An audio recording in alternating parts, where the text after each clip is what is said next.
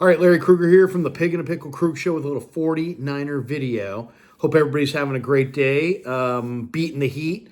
Let's talk a little 49ers, but first we're brought to you by Pig and a Pickle, the best barbecue in all of Northern California. Check them out in Emeryville and Corte Madera. They're open 7 days a week from 11 a.m. till 8 p.m. or until they run out. And they do run out, so go say hi to Damon and Mary and tell them that Krug sent you. And this video is brought to you by Underdog Fantasy. Check the link in the description. Use that promo code KRUG, K-R-U-E-G, and they will match you up to your first $100. And thanks to both those entities for sponsoring the Krug Show. All right, let's talk about breakout players. I think the Niners are going to go back to the bowl this year, and it's because I think they've got great depth. And I think they've done an incredible job in the offseason at improving that depth and cultivating depth on both sides of the ball.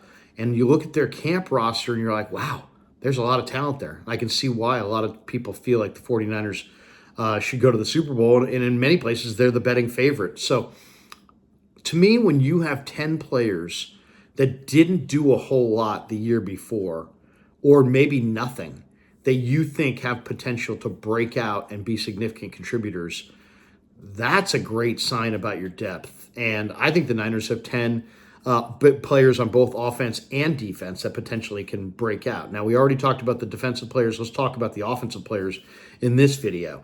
And in no particular order. I'm not counting this down from 10 to 1 or 1 to 10. This is just 10 guys that I think didn't contribute much or if at all last year that I think potentially could be very, very good this year. Let's start with number 10 or number 1 on the list, Jordan Mason, running back, former Georgia Tech star, used to be shared time with Jahmyr Gibbs at G-Tech. This guy's averaged 5.6 yards per carry in his career. Nobody's stopping this guy except for Kyle Shanahan. They said that there's an old joke. Who was the only guy who could keep Michael Jordan under 20 a game? Dean Smith, his college coach. Who's the only person that can make sure that Jordan Mason doesn't have a career? Kyle Shanahan. I mean, I'm joking, of course, but Shanahan, for whatever reason, well, obviously he loves Mitchell and he's got CMC, and so this kid's gotten lost in the shuffle. But man, Jordan Mason is a big time back. They could have and should have used him more last year. One of the things that happened in the Super Bowl was Christian McCaffrey fumbled. And I don't know if it was fatigue related, but you know what? This year, I'd like to see them use their backup running backs a little bit more. And so that if they do get into the Super Bowl and they're playing in February, that maybe there's a fresher version of CMC, maybe one that doesn't fumble. I'm not saying that that's why he fumbled, but it could have been. I just want to see more of Jordan Mason. And I love him as a back. He runs upright, he takes hits, but he's a tremendous power back. He moves the huddle, he moves the pile. He's a tackle breaker. I mean, there's a lot to like, man. This guy's got power, he's got speed. He'll run over you. I mean, this is a really fun player to watch. I don't care if he's the feature guy or not. They got to mix him in. I mean, they absolutely have to mix him in. He's number 1 on the list. Number 2, Jacob Cowing. The 49ers drafted Jacob Cowing out of Arizona. He has got 4.3 speed, and he creates separation deep, and he's a good route runner. And then you've got Brock Purdy, who loves to take shots down the field, and this kid creates separation and has ball skills. Get ready for Jacob Cowing to be a very good receiver in this 49er offense. I'm very confident that he's going to break out and have a tremendous career with the 49ers, and I think it starts right away. Number 3 on the list, Braden Willis.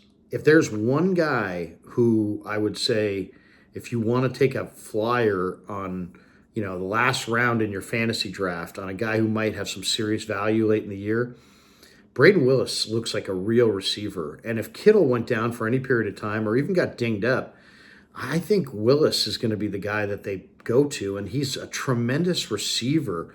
You can flex him outside the tackle box. You can use him as a receiver. You can use him as a receiving tight end. He's not a dominant inline blocker, but man, I mean, this guy can really get down the field. He can make those deep intermediate, catch the ball in the intermediate and deep areas for a tight end. That's rare. He can get down the field. So I really love Braden Willis this year. I think he could bust out. Very interesting player because he's got great ball skills. He runs great routes, and he's got better than average speed. He's not the biggest guy, but, he's still, potentially an excellent receiving tight end.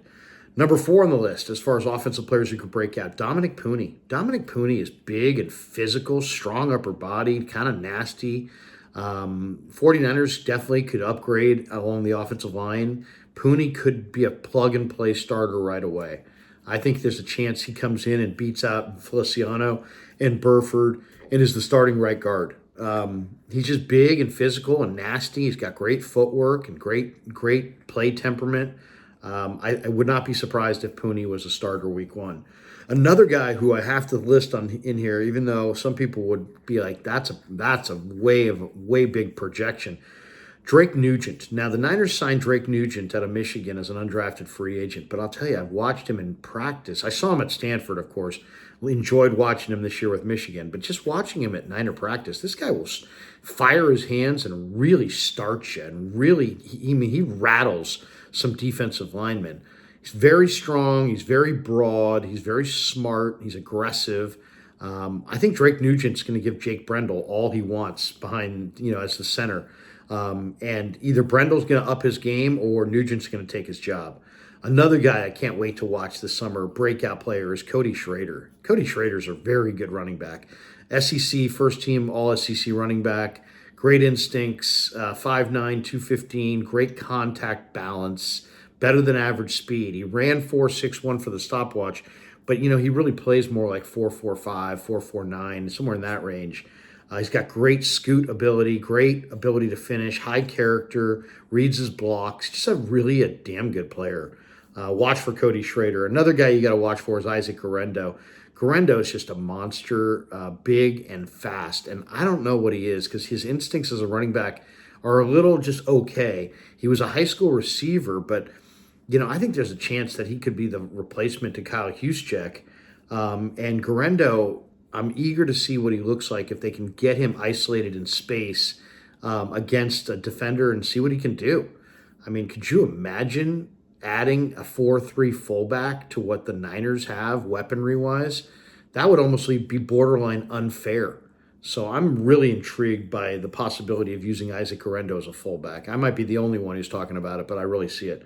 Another guy I'm really excited about is Mason Pline, 6'8" tight end from Furman, converted basketball player with 10.5-inch hands, who's a mechanical engineering major.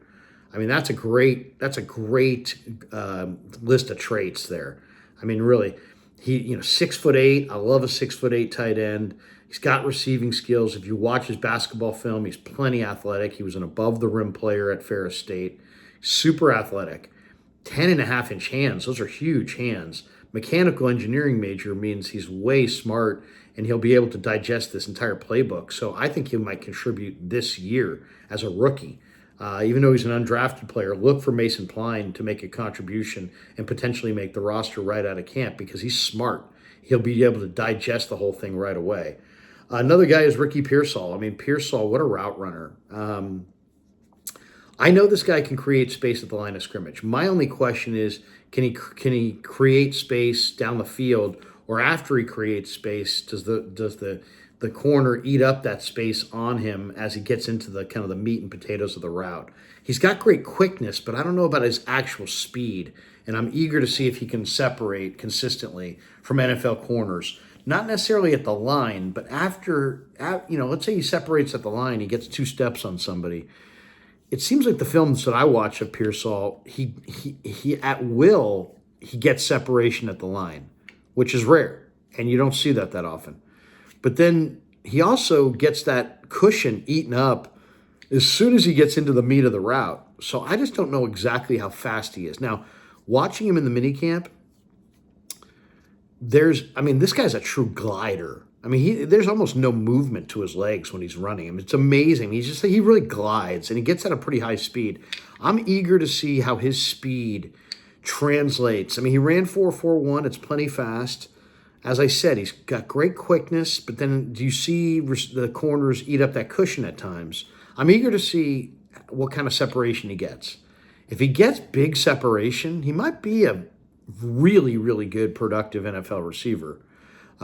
Because he's got great hands. He's got great ball skills. If he gets separation with any consistency, you got a wide open receiver who Purdy's going to put it on his hands and he's going to catch the ball. So the Purdy to Pearsall connection could be potentially very prolific if this guy's got separation ability. And then number 10 on the list is Danny Gray. You know, he is separation.